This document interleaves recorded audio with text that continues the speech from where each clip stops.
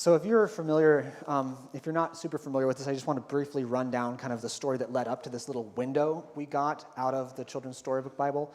By the way, if any of you was confused by the last part, because you were reading in Nehemiah 8 through 10, you're like, where'd that last part come from? It comes from Malachi. Jesus Storybook Bible loves to mash stuff up, so we have a prophecy mashed up into this other story, and it's really cool. So the story is the exile, right? So the children of Israel have been taken away into the land of Babylon. They've been made slaves because of their sin. That's what the whole weeping part is about, because they realize that they've really been cruel and awful to people. And so they've been taken away, and our psalm reading even mentioned that. It talked about when the Lord had brought us, our captives, home, when we'd been restored. That's the implication. They'd been taken away. And the Isaiah passage is the same. It talked about Jerusalem's going to be filled with joy, but it used to be full of sorrow and weeping and stuff like that. So their city had been destroyed, they'd been taken away, and they're full of sorrow. They're full of sorrow because of their own sins, and they're full of sorrow because of just the straight-up suffering they've had to go through in terms of, military conquest and all the terrible stuff that goes with it. But now they've come home. They've come back from the exile. They're back in Jerusalem. They've even rebuilt the temple. They've rebuilt their city, and yet they're still weeping. They're saying that the psalm is great because it starts by talking about how our mouths were full of laughter and all this joy stuff. But then if you notice about halfway through, it then transitions to a prayer. It says, "Oh, Lord, please restore our fortunes." And you're like, but wait, I thought they were already restored, right? Because you were talking about how happy you are. But they're not feeling that. They're feeling like, yes, we're back, but we're not back. There's something that's not finished here. There's a need for restoration. It's like they're caught between a lesser and a greater salvation. They've been saved out of slavery, but they're now back in Babylon, or they're back in their own town, but they feel like there's more to it. And isn't that our life today, right? We're kind of between a lesser and a greater salvation. We have been saved, but we're still waiting for salvation, and that's what Advent is all about. It's about both saying we're waiting for salvation and we're also celebrating a salvation that's already come. So we're right here. This story is right in Advent, even though it wasn't our official reading. So in the midst of all this, they're gathered together, and they're going to try to come together and remember who they are, remember what God has done, and that's their goal as they do this. And as we do this, the way my brain works is I look at this and I try to ask myself, what's going on? What is the order to a passage? It's probably because I'm a teacher by nature, and I can't help it, so sorry if that's not your style, but I'm gonna work us through this. I break it down. Man, I got a 3-point sermon again. Last time I preached, I think I had a 3-point sermon. I have another one. It was accidental, I promise. But here we go. There's 3 parts about the joy that I noticed as I went through this story. And I'll put it a bunch of different ways, but the basic idea is that the joy of the Lord is birthed out of sorrow. The joy of the Lord is greater than sorrow. And the joy of the Lord gives strength to face our sorrow. And I think that's kind of the big picture of what's going on in this passage. The joy of the Lord is birthed out of sorrow. The joy of the Lord is greater than sorrow. And the joy of the Lord gives strength to face our sorrows. So let's dig into this really briefly. So one of the things that's interesting, I don't know if you guys have heard this.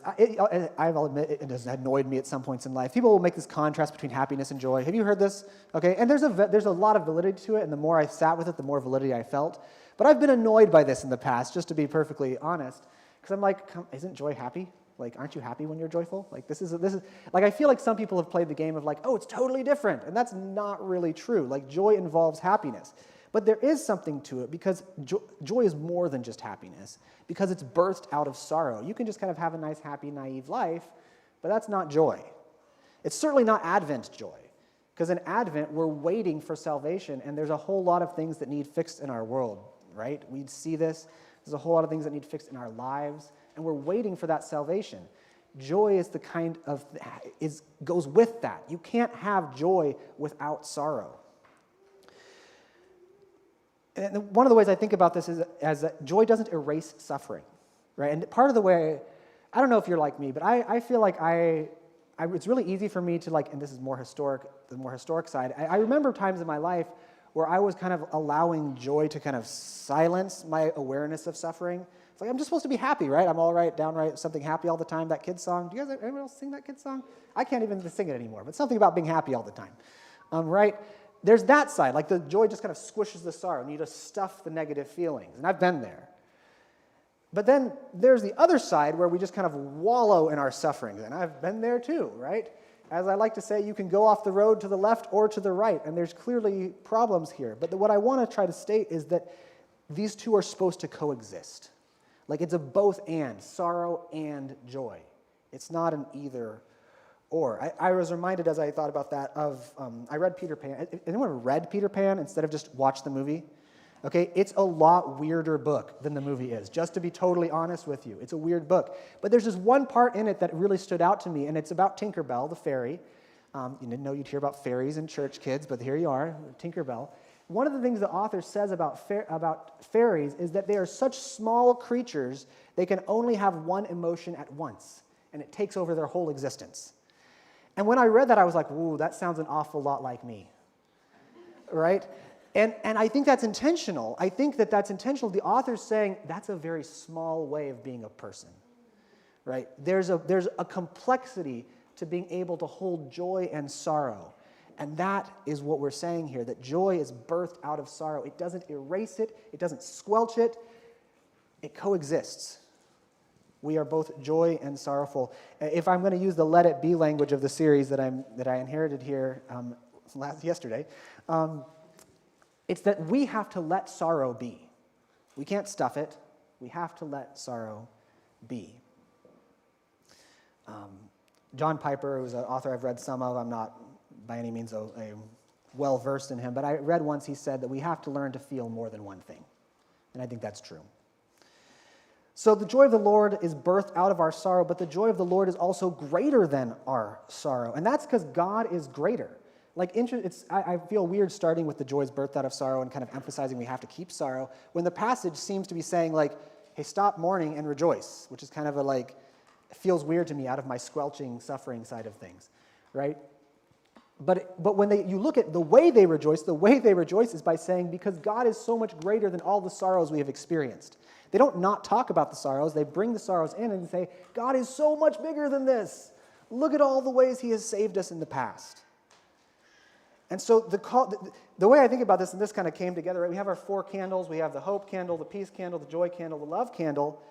We're saying that joy is based on hope that God and his love will bring peace. Joy is based on hope that God and his love will bring peace. And if we really believe that God is great enough to do that in our world full of sorrow and suffering and sin, then he is very great. And that's exactly what they rehearse. In the story, they talked about how during the Festival of Tabernacles, they reviewed all the mighty acts of God's salvation because they were saying, he is so much greater than the sorrow that we have experienced. That's what allows us to have joy. It doesn't erase sorrow, but it decenters sorrow. It keeps us from having our life centered in the sorrow, because when I am wallowing in sorrow, I can't see farther ahead than the nose on my face, right? I'm just stuck in the sorrow. But when we remember that God is infinitely greater than the sorrow in this world, it decenters the sorrow. There's another verse that I didn't get to look up the reference this morning, but hey, those of you who have your phones can probably look it up. We do not know what to do, but our eyes are on you. It comes from some of the same period, but I forget exactly where it occurs. We do not know what to do. There is sorrow, there is suffering, there is pain, stuff that we cannot solve, stuff that we can take action on, but it's not fix that problem. We do not know what to do, but our eyes are on you because that you are the center, Lord. I think of the story Chronicles of Narnia at this point. If you are Chronicles of Narnia people, Lion, the Witch, and the Wardrobe, there's a part where the character Edmund has betrayed his own family and all the forces of good to evil. He's tried to sell them and get them taken over. It's a pretty awful thing to do, right? But he is ultimately rescued anyways and brought into the presence of Aslan, who is the king who's coming to kind of set the world right. And after he's come to him, the White Witch comes and says, that guy belongs to me. He's on my side. Give him to me. At which point you're what's going to happen to Edmund? And there's this part of the story where Edmund is just looking at Aslan the king. This is about the worst place Edmund can be as far as his rights. He doesn't deserve to be saved. But he's sitting here in the midst of his own sin and the sorrow that he has possibly brought upon himself. And instead of allowing that to overwhelm him, he keeps his eyes on the king. And that's what we mean by this, by joy is greater than the sorrow. It decenters it. It keeps us focused on the king and what he's doing.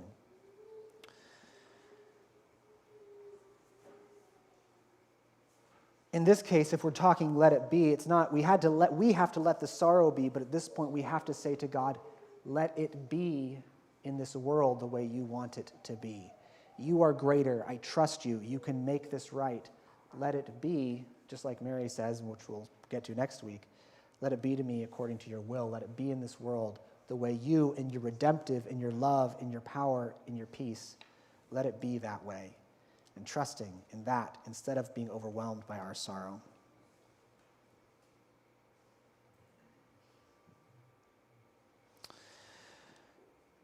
Well, the last thing, we said the joy of the Lord is birthed out of sorrow. The joy of the Lord is greater than our sorrow. It decenters. And the last is that the joy of the Lord gives us strength to face our sorrow. And this is the famous line, I don't know if it's still up there, the joy of the Lord is your strength, right? I was in a random video conference with someone the other day, and they mentioned the person in the room who has the most hope in the room is the one who has the most power. And that really struck me because, to be perfectly honest, I am not a person who you would say, like, oh, Nathan is so characterized by joy and hope, right? Like, it's not to say I don't ever have it, but I'm just saying, like, there's some people out there that would remind you of those words a lot more than I would. And so when I heard that, I was like, I think that's true.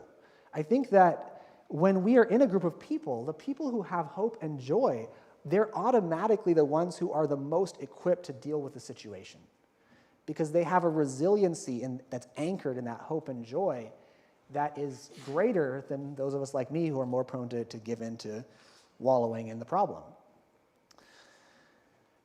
The joy of the Lord is your strength.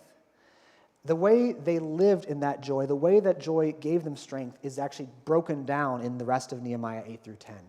Here's some of the things the joy of the Lord gave them strength to do and that I think also continue to build that strength. They confessed their sins.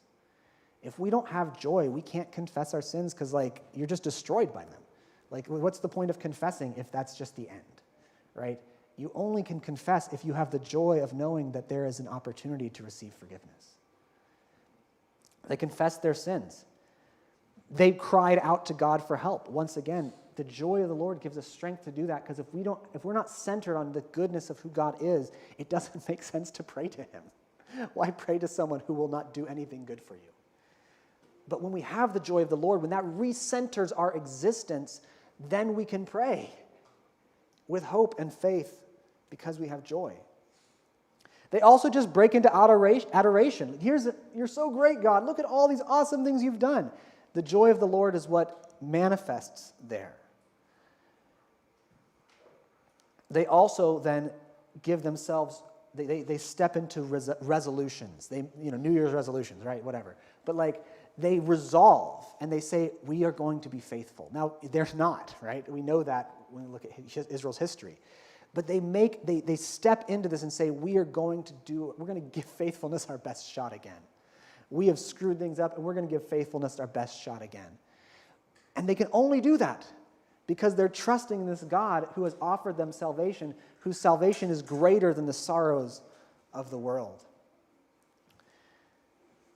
The joy of the Lord gives us strength to face our sorrow in confession, in petition, in adoration, and in resolution. And how they bring this all together into one central thing, which is a celebration. And it's the celebration of the Feast of Tabernacles, which is I had no idea how Adventy this passage was until I started thinking about it. You've never heard that adjective before, but there you have, Adventy. Because the Festival of Tabernacles is actually the festival of the Old Testament that is closest to the festival of Christmas. It's about God coming to live with his people as they navigate the desert. And that's Advent for us, and that's our lives today.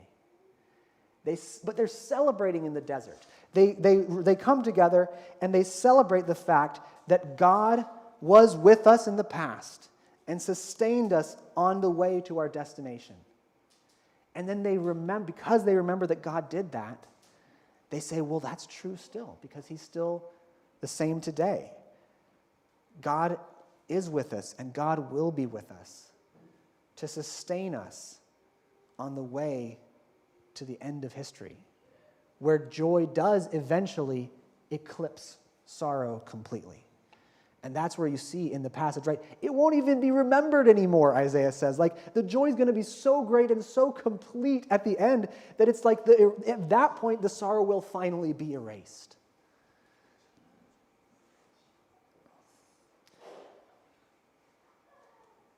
So we have to let sorrow be. We also have to say to God, let it be to me and to us and to our world according to your will. Let your kingdom come and your will be done on earth as it is in heaven, right? We have to come to him like that. And then that lets us be strong enough to confess, to pray, to praise, and to try to make a difference in this world by living a life that is like our Lord.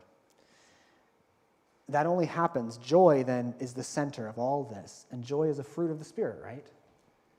And that's exactly what the Festival of the Tabernacles is about. It's about how God, through his Spirit, is with us. And that is the source of joy that decenters the sorrow while not erasing it and gives us the strength to face our sorrow. Well, God is coming. He has come and he will come again. So we celebrate our Christian Feast of Tabernacles here during Advent and Christmas as we wait for God's salvation. We are now going to have a transition to a small group time because, like I said, you're getting a taste of children's ministry. So we had our little small group here. Now we have our large group time. Now we're going to have our second small group time. And so I'm going to need some help. My kids are all conveniently here, but any kids who want to help, I have small group pages here. Anyone else want to pass stuff out?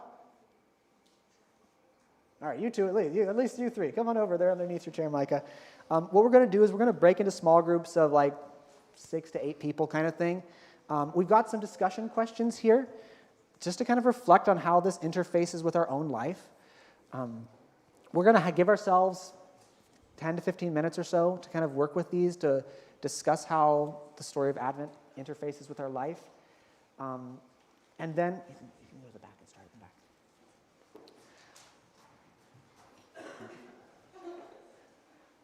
And then we're going to have the worship team come up to kind of lead us to close out the service.